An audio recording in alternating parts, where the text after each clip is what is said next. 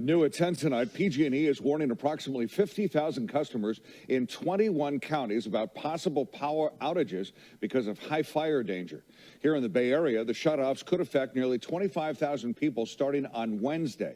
PG&E says they're already alerting customers in portions of Sonoma, Lake, Napa, Solano, Alameda, Contra Costa, San Mateo, Santa Clara, and Santa Cruz counties. KTVU's Deborah Vilo here now with more on what customers can expect. Deborah? Well, Frank, we've seen bigger outages. This one is more spread out, but those numbers do add up. And with more people working and learning at home, the impact seems magnified. Oakland crews are bracing for high winds by midweek, boosting fire risk in the hills east of Piedmont and prompting PG&E to potentially pull the plug on thousands of customers from Wednesday night into at least Thursday night. The areas that are affected are the ones where we have greatest concern for the windy weather and those gusts.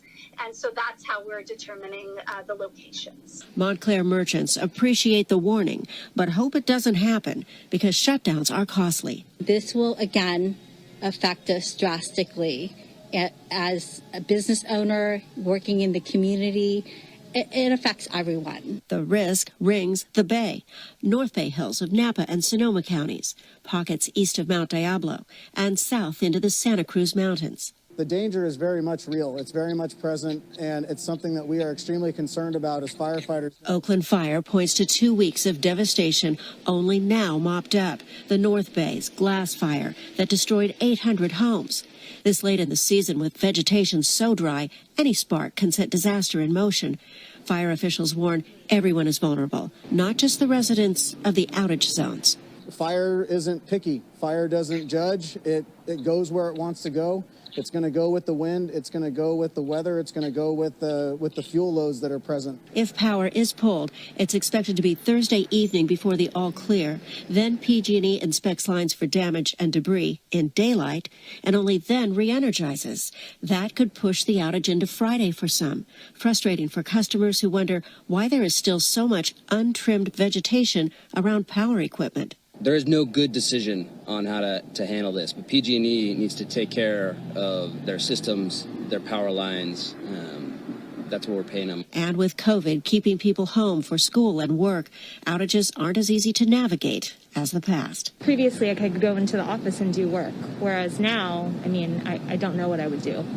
I'd probably have to go to someone's house if they'd let me in. It doesn't sound right during a global pandemic. Hey everyone.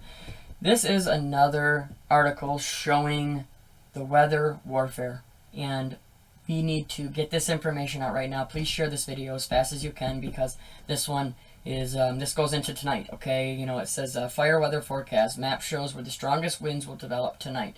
Once again, it's going to be overnight. This is what happens. This is when they do this, okay?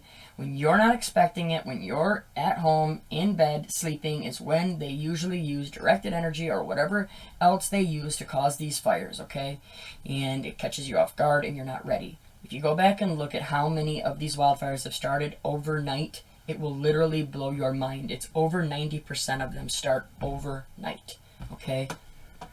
Which, that shouldn't make any sense, right? You would think that it'd be cooler at night, right? So why would they all be starting at night? The wind doesn't pick up every single night, you know? It's because it's planned.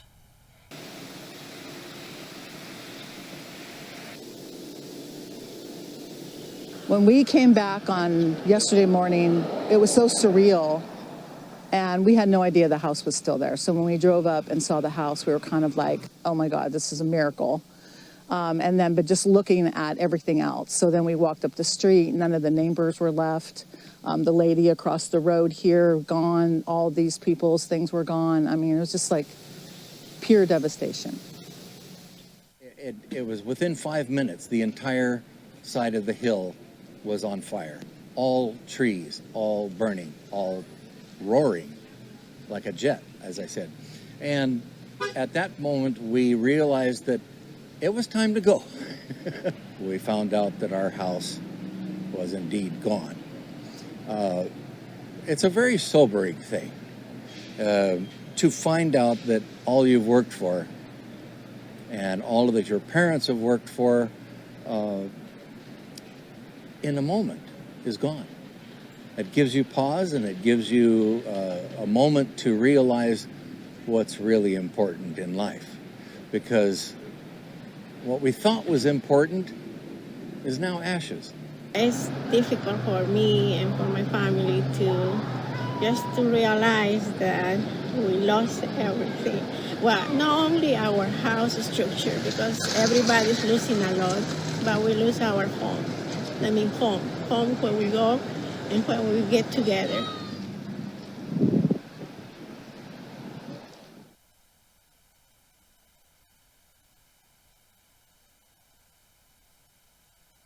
Now listen, it says a red flag warning for critical fire weather went into effect early Wednesday in a large portion of the Bay Area with cascading wind, scorching heat, and low humidity levels in the forecast. It says, we've had several months with no rain, so our fuels are hitting critical levels of moisture, explained Cindy Palmer, a forecaster with the Weather Service. When we get these periods of gusty offshore winds in extremely low humidities, it increases the fire danger because any fires starts could be carried or grow faster. Yeah, you want them to grow faster. It says, fall is when the offshore Diablo winds commonly pick up across the Bay Area, and it is these northeasterly winds that drove the early October series of wildfires in the North Bay in 2017. See, look at this. That's psychological warfare. They're trying to remind you of how bad that was in 2017. You know, this is what it's always about. It's always attacking you, whether it's mentally, physically, or whatever. All right? You have to prepare. That's why I always am preaching faith, because you need to be protected. You need the full armor of God, you know? It says this week's event, this is another thing I'm sick of hearing. Event. When they say event, doesn't that, you know, to you scream planned? You know, when you set up a wedding event, when you stand up a birthday party event, what is it, right? They're planned. You know, and these things are all events now. You know, but look at it, said this isn't expected to be nearly as extreme, but forecasters are concerned that these gusts, which mostly blow across the mountainsides, could make its way into valley areas. The red flag warning was issued for North Bay valleys and mountains, East Bay valleys and hills, and the Santa Cruz Mountains. It says winds are expected to reach peak wind speeds Wednesday night, with gusty conditions subsiding late Thursday morning and afternoon, with the second round of windy conditions Thursday night into Friday. The second event is expected to be less severe than the one on Wednesday night, Palmer said. So I'm telling everybody, share this please, because I believe these next 2 nights, you know, they're going to, you know, destroy some areas. I'm praying that I'm wrong. I'm praying nothing happens, okay? But we've just seen it over and over again, how they happen at night, and look at, what do you know, right?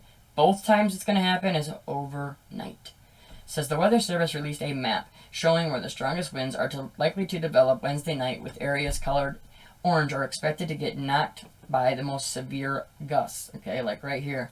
So here, you know, if you are, you know, if you're in these areas, you know, that are in this yellowish orange or anywhere even close to it, you know, Livermore, any of these, you know, even Napa, Cloverdale, but you know, all this area could be, you know, it's definitely, you know, vulnerable is what they're saying, and you know, when they show this stuff, you know, you need to be ready for it. Goes on to say, at higher elevations, sustained winds from 15 to 30 miles per hour and isolated gusts up to 55 miles per hour are possible.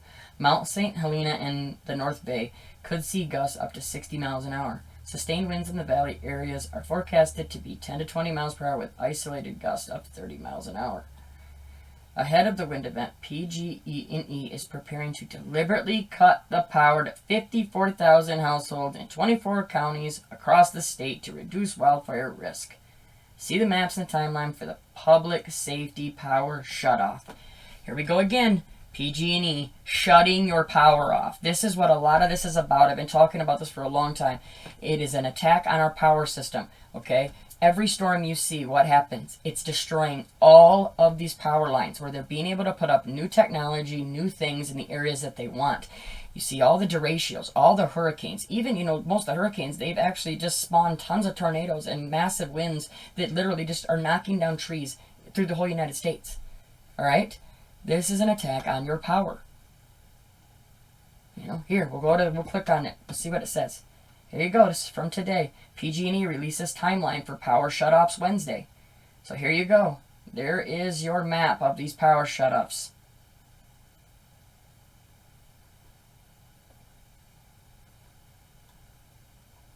PG&E is preparing to deliberately shut off the power to 54,000 customers across California beginning Wednesday in the event the weather forecast for gusty winds and hot temperatures hold. If you consider about 3 people live in each household on average, the outage could impact up to 162,000 people. Really?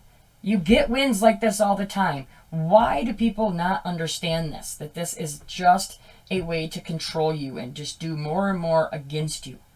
I mean, most do. Most, I'm sure the ones living out there really, really do now. I cannot stand it. They know what's going on. They've seen enough of this devastation, and hopefully they're getting out of the areas or fighting back, whichever one that's best for their family. California's largest utility company released a timeline for the public safety power shutoffs, with outages likely beginning at 6 p.m. and continuing through the night. So I will end this here. I want to get this edited. This has to get out to people. Please share this. If you know anybody in these areas in California, please let them know to be ready. And even if they can, get out for the night.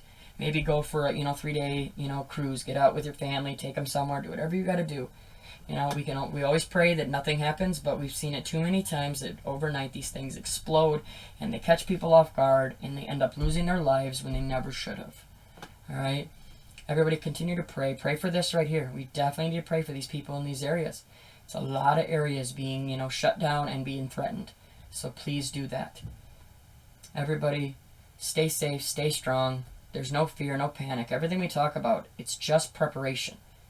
Yes, you need to be worried about it, but you do not need to fear it. You can prepare and you can plan ahead. That's what I've been begging people to do for as long as I can remember. Everybody, will talk to you soon. God bless.